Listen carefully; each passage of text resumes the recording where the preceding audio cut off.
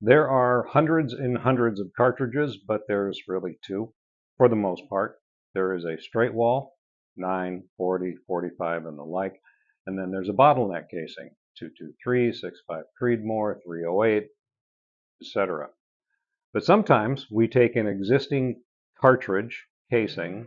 In this instance, I'm talking about a 223 or a 556, and we can either neck it down, which is making it smaller. So if we took a 223 casing and squeeze down the neck to shoot, say, a 20 caliber bullet, we call that necking down.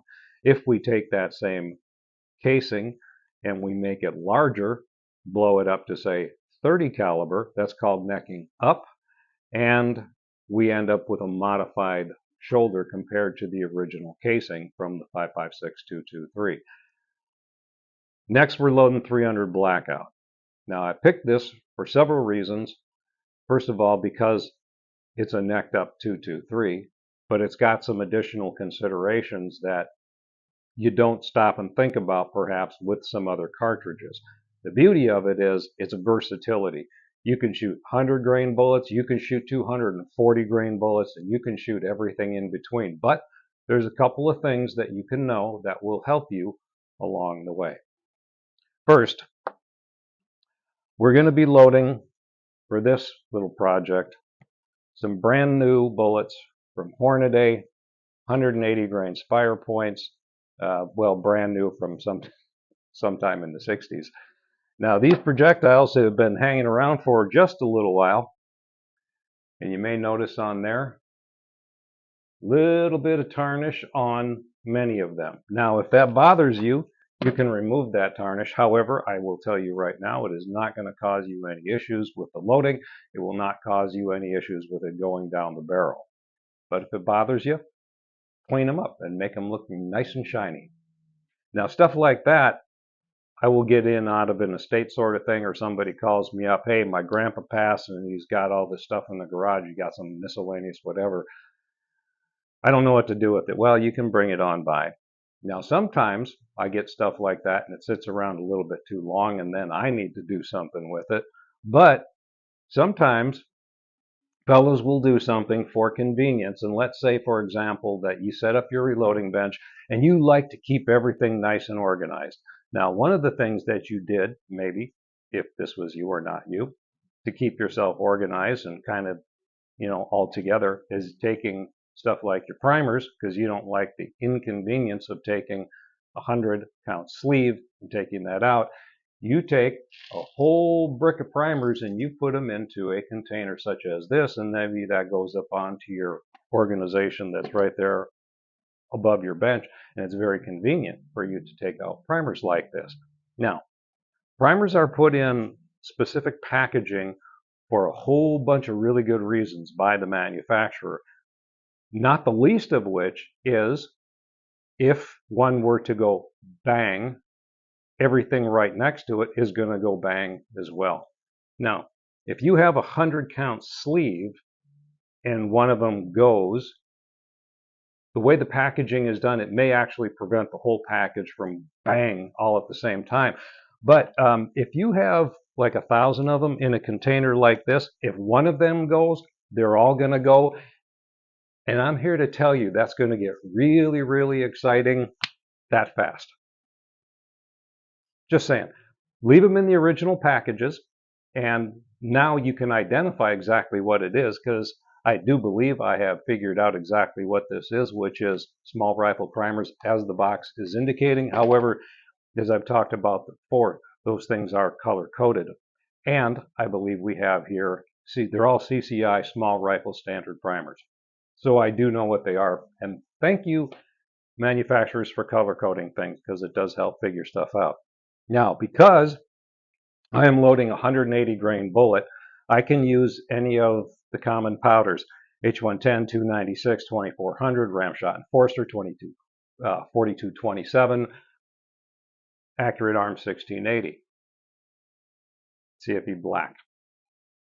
Now, if I am loading from a 100 grain bullet up to 210, maybe 220s, most of those that I just mentioned will work for you just fine. However, I have personally run into issues going with 240 grain bullets in 300 blackout using H110 or any of those other powders. I have found personally that Accurate Arms 1680 did reliably cycle when the other stuff cut out. Now, I have had customers tell me that they have used CFE Black and that worked well for them. You know, the gas port's got something to do with this too. But CFE Black still worked and it cycled fine with 240 grain projectiles. But generally lighter than that, you're just not going to have, for the most part, any issues. Now, because this is an older box of 180 grain Spire Point, that's a flat-based bullet, not a boat tail. So when you are doing bottleneck casings, or in this instance, something that's neck down, a flat-based bullet, you notice, is not going to just drop right in there. So when you put it underneath your seating die, you can take your fingers away and it'll just go in. So when you are shooting flat-based bullets, why would you? Because flat-based bullets do really well inside of 500 yards. Outside of that, boat tail bullets will probably serve you a little better. But inside of 500 and 300 blackout is what I would characterize as a relatively short-range proposition. But if, just for grins and giggles, you wanted to shoot this 180 grain bullet, regardless of what the muzzle velocity happens to be, out of your 300 blackout, and get this Projo to go as far as it can possibly go, what angle, how many degrees of elevation do you have to point that muzzle to get it to go as far as it possibly can? Do you know? This is a Jeopardy question. It's a quiz, pop quiz. 27 degrees.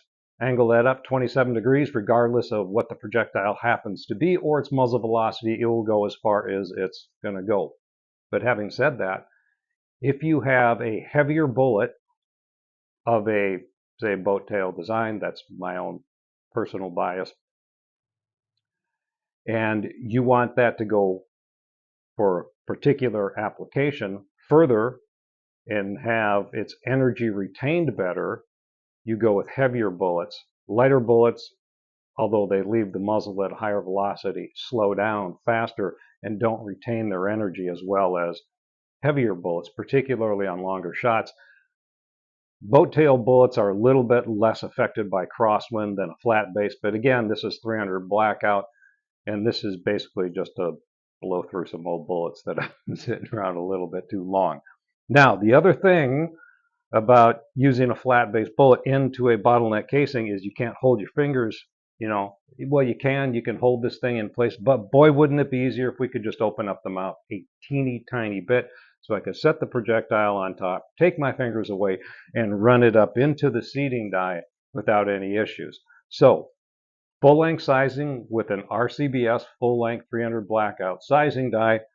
Then I'm going with the Lee Universal Expander. Now, if you're not familiar with the Lee Universal Expander, it's a double-ended affair. There's like a skinny end and a fat end.